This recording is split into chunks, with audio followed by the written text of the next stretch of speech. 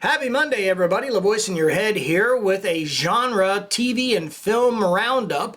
I realize I've been kind of focused on the Highlander reboot and the Lanterns TV show lately, so I want to kind of cast a wider net this week and bring you up to speed on some other projects. Of course, the big news this week was the announcement on Sunday the 15th of the up-and-coming Firefly animated series.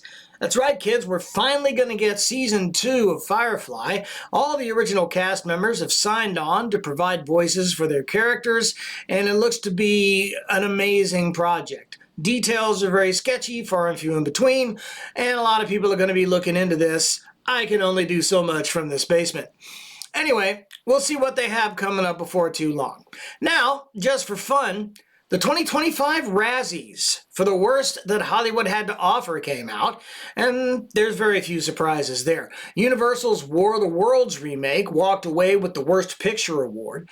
The sci-fi Screen Life movie, which was dumped on Prime Video last summer, won in 4 more categories, including Worst Actor for Ice Cube. As the Razzies put it, War of the Worlds became a cult hate-watch classic almost immediately.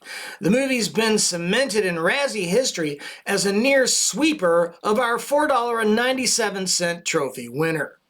Utterly destroying H.G. Wells' classic novel, director Rich Lee, maybe inspired by Ed Wood, chose a goofy gimmick, hack dialogue, and a particularly hilarious performance by its lead, Ice Cube, to seize 2025's biggest number of statues. Ouch. Not to be outdone, Disney's much-maligned quasi-live-action remake of the classic Snow White also snagged some glory, horror? I don't know.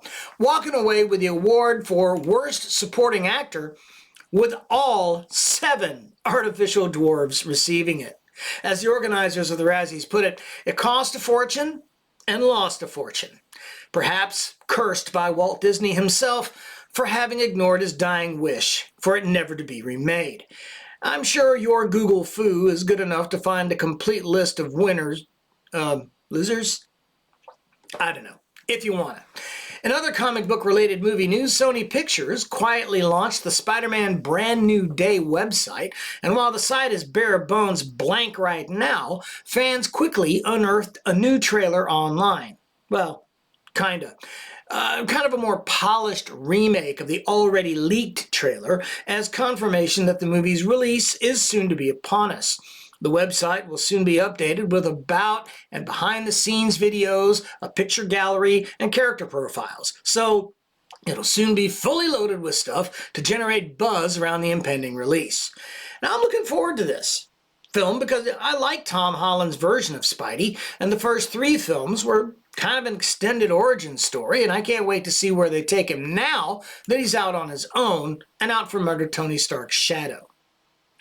It was announced that the character of Green Lantern John Stewart, you know I was going to talk about it, played by Aaron Pierre from the soon-to-be-released Lanterns TV series, will also have a role to play in the upcoming Man of Tomorrow movie, the sequel to James Gunn's directed Superman film.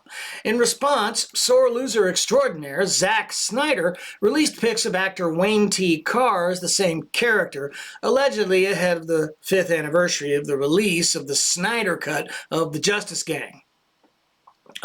Club. You know what I mean. Anyway, we all know he just hates that he got the boot. Snyder sycophants have been crowing online about how it was shot on an iPhone in his driveway or some such nonsense, but the effects to include the costume were all done by professional FX shops. So seriously, Snyder fans, cope harder. Maybe you'll get a special prize. Get over it, Zach. Like I said before, and I'll say it again, you had your shot, and you're done. Thanks for watching. And I'll see you guys on Friday for another round of Roundup of the Random. But until then, remember, what goes around comes around. Be ready to duck.